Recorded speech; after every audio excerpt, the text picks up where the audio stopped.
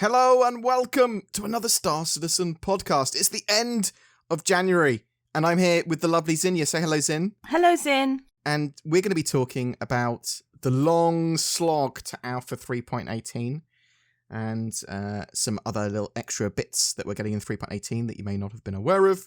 What's coming up February from us, very roughly. And we'll talk a little bit about 3.19 because Cloud Imperium have started talking about it. And we could... some of the stuff that we might see throughout the rest of the year, Q2, and sort of stuff we're looking forward to. So, Zin. Yes. It's the end of January. It doesn't appear to be any form of Wave 2 or Open PTU or Live for 3.18. We both got that wrong, didn't we? We both thought that it was going to be done for the end of last year, didn't we? No. Zin, didn't we? Oh. No. Zin has been very realistic. One of us was right. So Zin has been quite realistic with her thoughts on 3.18 and Cloud Imperium's ability to get it to live. We did know it was going to be a long cycled PTU. It's going to take a long time to get all the stuff ready. But we were expecting it, or I was expecting it by the end of January, and have been up until, well, the end of January. Now it's the end of January. Yeah, it's the end of January. We haven't got Wave 2, we haven't got Open PTU, we haven't got Live. So it's still Wave 1, which is a little disheartening. People have been saying that's obviously a little bit of a push from Cloud Imperium to try and get more subscribers in Concierge and things like that. However, that's also sort of potentially not been accurate because Cloud Imperium keep on deactivating the ability to copy your account across to it. So it was up 48 hours last week, but it's I think it's off at the moment. So I think it's mostly because they want to test the character repair tool. So yes, there's character resets, and they've evolved into the character repair tool, and there's lots of stuff going on at the moment. So I do like the idea of the repair tool over the reset tool because obviously it's a lot lighter weight. It doesn't cause them as much problems back end. It's less exploitable. There's a load of good reasons to have the repair tool rather than the reset tool, which just destroys your character and rebuilds it. But they do need to work out ways of allowing players to reclaim their concierge and subscriber gear that they may lose. Or maybe they need to do some sort of mission or something in game for it. What's your thoughts on that? I've got $25,000 in the game. I don't. But I've got like some gold armor and some specialist stuff. And I lose that in game. Yeah? Should I be able to reclaim it easily? Oof. I kind of think yes. Though I do quite like your idea of having a mission. Like a mission would be generated and you get to have your armor back at the end of it or whatever. Yeah, so someone else could even do the mission for you. That sort of stuff. They literally go and reclaim it. The problem arises in that you get killed by someone, they loot your corpse and take your armor. Mm-hmm. You then reclaim your armor. What happens to the armor that they had? Does it just disappear? Well, I mean, it would be an item that only they could wear, I suppose, because it would be illegal. They wouldn't be able to sell it because it would be too hot. Oh, that would be an idea, yeah. It gets basically bound to the person, and once they lose it, it just disappears. Oh, you're thinking that? Yeah. Maybe it could be bound to that person. They couldn't keep on passing it on. But also, because the problem occurs is that somebody's paid this money to have this unique item. Not unique, but you know what I mean, rare item. It's not easy to come across. And then suddenly they just get gank murdered over and over again by different people. And then suddenly there's like 20 copies of this armor floating around in the universe. Yeah, so there is something to be said for that, where you don't want everyone to just have this now. Like, bam, everyone's got one because you just, gank murder someone. They keep on respawning it, and they can give it to your whole org, basically, from that. I've got an idea, actually. Mm-hmm. Yeah, go ahead. Do it like they do in RimWorld. Okay. So in RimWorld, if the game doesn't want you to have a certain piece of armor, that NPC, that pawn, is generally equipped with a death acidifier. So upon death, they just dissolve, and everything along with them. You know what? That would be a good thing to have built into the lore of those concierge items. Yeah. You could say, yeah, they literally self-destruct or something. I mean, that, as a possible, I'm not saying that's the way they should do it. I'm not saying that's the best possible solution or anything, but I'm saying that is potentially a way around it. I mean, other ways they could do it, they could go, look, yes, you can steal this item, but you're not able to sell it. If anyone sees you wearing it, that's like a bounty hunter or whatever, you basically have a crime stat immediately because you're wearing illegal gear. It's so hot that everybody just knows that you shouldn't have that.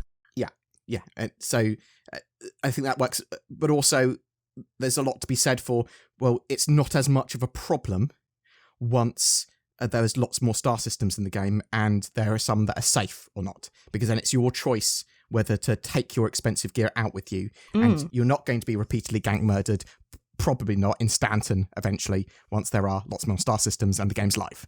You'd hope, anyway. You'd hope.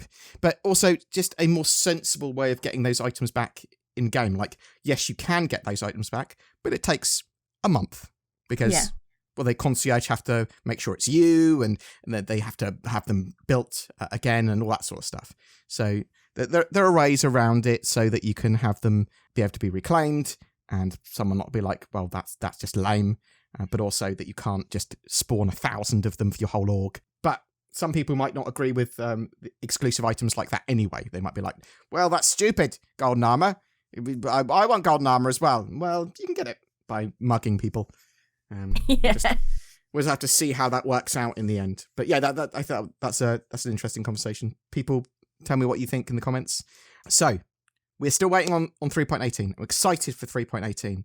And there have been some other little additions in 3.18 that people might not be aware of. They've added a load more ships and vehicles to the in-game shops now. In 3.18 in the PTU, they've just added the Centurion, the medical Pisces, the Cutter, the Corsair, and the Mule.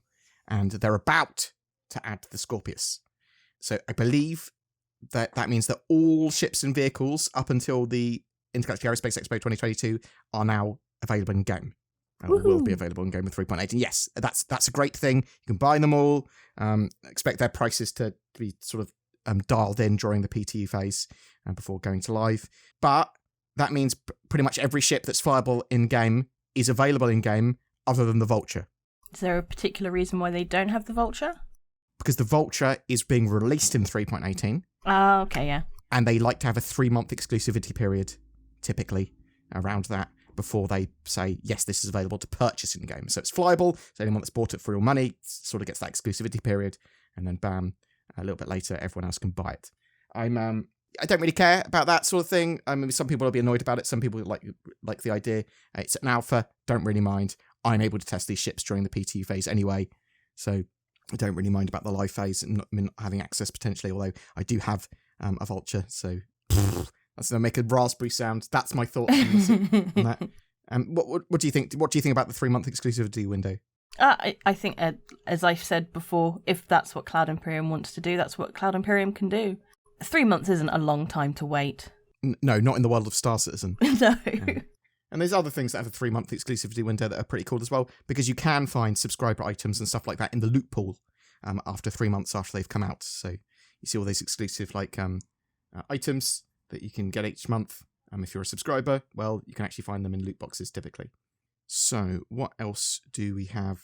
Coming to the end of January, we've got February coming up. So we've got a monthly report really soon. Inside Star Citizen and Star Citizen Live is on each week again now. Cloud Imperium is starting to talk about 3.19, which is great because I want 3.19. I don't think we're going to see 3.19 at the end of Q1. I think it will be an end of Q2 patch because obviously we still don't have 3.18. And even if they release 3.18 next week or whatever, it's likely that at the end of Q1, we'd have like a 3.18.1 or something like that. So expect a relatively slow year in terms of major releases, but quite a lot of stuff packed into the point patches as well. So 3.19 should be pretty flavorful, and there is the potential for 4.0 by the end of the year, and even if it's just in testing. So I think that's pretty exciting. I suspect Zin will be realistic and be like, "There's no way they're going to get 4.0 by the end of the year. It'll be February or March of next year." That's what she'll say. Is that 2025? No, don't say that. Don't say it, because the all could be like, I was right. And that'll make me sad if it's 2025. But 3.19, some stuff that we are expecting or know is going to be in it. So there are expanding out more derelicts, so more ships that we've got currently in game are going to be wrecks and salvage sites that spawn, and points of interest and used for missions. There's also settlements, these new sort of modular habs they're building out of derelict and destroyed wrecked ships that are going to spawn around. When I say spawn, they're going to be around the universe and make up these quite in-depth points of interest. We need to do a video on Whistler's Crypt, I suppose, at some point soon, where we go visit the 600i and... Yeah, I did manage to get there once, and then I died straight away from AI that was just really good. So, yeah, it's... AI in 3.18 is a weird one because of persistent entity streaming. When the servers are working well, they've optimized NPC aiming, they've done some tweaks to AI, and the servers are, when they're working a bit better with a sustained tick rate. So all of that together makes for some quite deadly AI, whereas before we were sort of like going, AI is dumb, it will shoot me after 2 seconds. So you've got like a 2-second chill window to aim at them and shoot them before they even react. But not so much now. So they're more erratic. Sometimes they've got that, and sometimes they shoot you very quickly. But yeah, those new derelicts and settlements, great new points of interest. Looking forward to those. There also appears to be a lot of work going on to cargo updates. I've got a video about what I'm expecting for 3.19's cargo. You can check out on my channel. But things like the Hull C, that's very likely. Are you excited for the Hull season, or are you like, just another hauler? Yeah, well, I'm not too interested in like hauling gameplay, though I might get into it a bit. But yeah, I'm interested to see it unfold. You played a reasonable amount of Train Simulator, didn't you? Yeah. Okay. It wasn't so much, yeah. And I did Euro Simulator as well. Yeah, I was going to ask if you did Euro Truck. Okay. Yeah, but so for me, those sorts of games, it's just about the travel. Yeah. So I would probably be more interested in escort missions. Okay, yeah, I get you. Not escort, but giving people lifts. Taxi missions. Taxi missions. I am hoping that we see something like that for 3.19. They were talking about taxi missions last year, and that's something that could turn up again.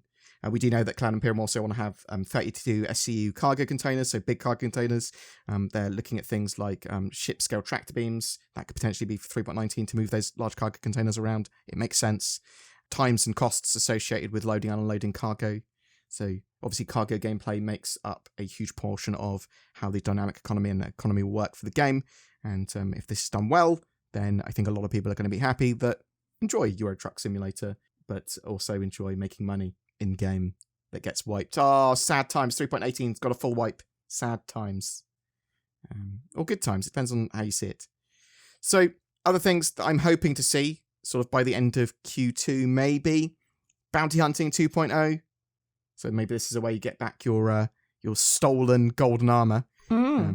But they want to have bounties sort of tracked so that when they get seen by either like a player or a comm center or whatever, comm array or by like a lawful ship, it goes, this is their last known location. You potentially be able to capture bounties, get them on their on foot rather than just in their ships. So expanding out that kind of bounty hunting gameplay so it's a lot more expansive, I suppose. Hull C, really looking forward to the Hull C. Cloud Imperium currently have it on sale as the last time they're going to be selling it before it's launched, before it's flyable in game. I think Hull C is going to make for a lot more interesting missions and escorts, and there's lots of stuff they can do with it in game for sure.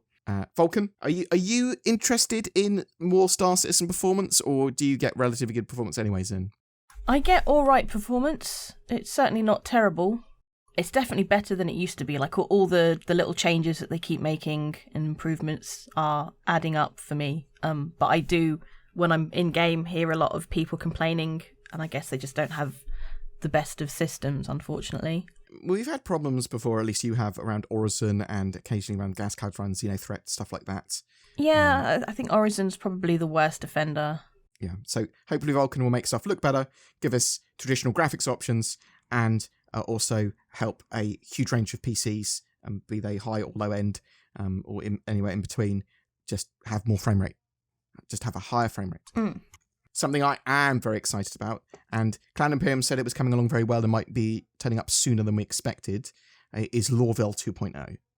This is the expanded and sort of updated city for Lorville, over doubling its size, making it much more highly detailed, loads of landing pads. But for me, other than just sort of like a better looking city and with more going on, it's being able to fly really close down into the city with no restrictions. That is what I'm looking forward to. That's what I think a lot of our videos, our B-rolls in. You can just fly around the city. Oh, that was something I was going to say I completely forgot about, actually. In 3.18, they've added, if you get too close to buildings, this was on Horizon that I had it, if you get too close to buildings, you get like a little timer saying, like, vacate the area. However, it didn't work, and it was like, you've got 20 seconds, and then it was just like, boom, your ship's been impounded, and you're back on the station. Yes. So it wasn't working very well. It looks like they want to move it out so that there are no restrictions for most of the city spaces that you can fly around. That's what it looks like. Obviously, there's still going to be certain areas they don't want you to fly into.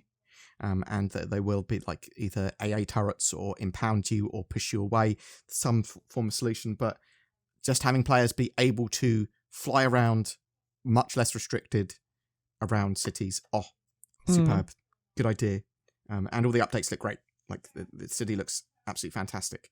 They made the buildings bigger as well, because one of the things they want to do around these cities is have larger sort of mission zones, or the ability to have buildings like they have at the Siege of Horizon platforms, where they've got full interiors that they can then spawn missions into. So you'll be seeing that around Lorville eventually. I mean, they've got the buildings there now, but there's no interiors, but they've got landing pads on top, and next step is to have interiors for them. I say next step. We're still waiting for Lorville 2.0. It's not a 3.18 thing. It's hopefully coming out at the end of Q2, but almost certainly later this year, whatever. What other things are we expecting or hoping for in 2023? New star map? Are you expecting the new star map to turn up? Yeah, well, they're working on it. I'd like to get a new star map. Oh, we need it. We need it along with all those other bits and bobs they've got, for like the navigation mode versus combat mode, or SEM versus nav mode. I'll tell you what I want, and I don't know where it is or when it'll be, but they've mentioned it, but the FPS scanning and radar. Yeah, so that's something that's supposed to be coming this year, I believe. So I think that's going to be potentially part of the bounty hunting stuff as well, sort of all bundled in together. But yeah, being able to scan with your toon, your actual character, and potentially even have stuff tagged as well. Yeah. We saw a bit of this at CitizenCon. Yeah, I think that would be absolutely fantastic. It will show you where things are. It will give you a bit better signposting. It opens up a load more missions. It opens up the investigation missions they've got planned as well, to be able to sort of help guide you to where your goals and things are. So was there anything that you wanted it used for specifically? So when I was trying to get some footage of me mining, I'd obviously be flying around, scanning, like, oh, there's some stuff. I'd land my ship, get out of my ship, and then I just realised I don't actually remember which direction the minerals were. So you, on foot, it would just be able to guide you to where so even if it's a case of, like, maybe certain things you can't scan, but once my ship's scanned it, I can then see it on my Mobiglass or something like that. Something that would be fantastic to combine these two things together when they're in is a mini-map as well that we know they're working on. Yeah. But in what form and style that would take, that's hopefully just a simple... CIG, just give us a nice simple mini-map so that we can just use it to navigate. It's going to be pretty complex because there's just so many places that you could be on a ship, on a planet, flying around in space. That's just throwing it. New player experience, you excited for that, or do you go, well, I'm no longer a new player? Yeah, so it's difficult once you know how to do stuff and where to go and I promise you, Sin, it's more difficult when you don't know how to do it. Promise you. Yes, promise you that. But yeah, it is very much nowadays, if you want to start playing Star Citizen for the first time, you either need to find a guide to guide you, or find another player who can literally go around with you and take you places and stuff. It's funny you should say that, Sin, because you've just finished a 3.18 Start His Star Citizen tutorial. I have. That will go live probably when the OpenPTU opens up. Probably. or when 3.18 goes live, one or the other. We'll work it out. We'll have to check to make sure nothing's changed by the time it launches. But I'm hoping the new experience not just covers how the basics, how to play and combat and stuff, but also goes, with this, we want to have an entry-level mission for every kind of role in game. So you know how to cargo haul, you know how to salvage, you know how to whatever. Every sort of main gameplay loop has a potential tutorial / handhold mission that they'll go through and go, this gameplay is available and this is how you do it. What about the resource management system? Do you think that will come in? That's sort of like the Secretary of Ships, but also damage control and potentially even gravity and life support systems. Do you think that sort of stuff will be finished for, I think it was the Hammerhead and the Hull A, or do you think that's going to be further off? I mean, it'd be nice, wouldn't it? I don't know. I mean, there's no... Maybe. Maybe. It's a big thing, but if they're only getting it done fully or mostly for the Hammerhead and the Hull A's, what they were doing for their sort of prototypes, then I think that's very viable.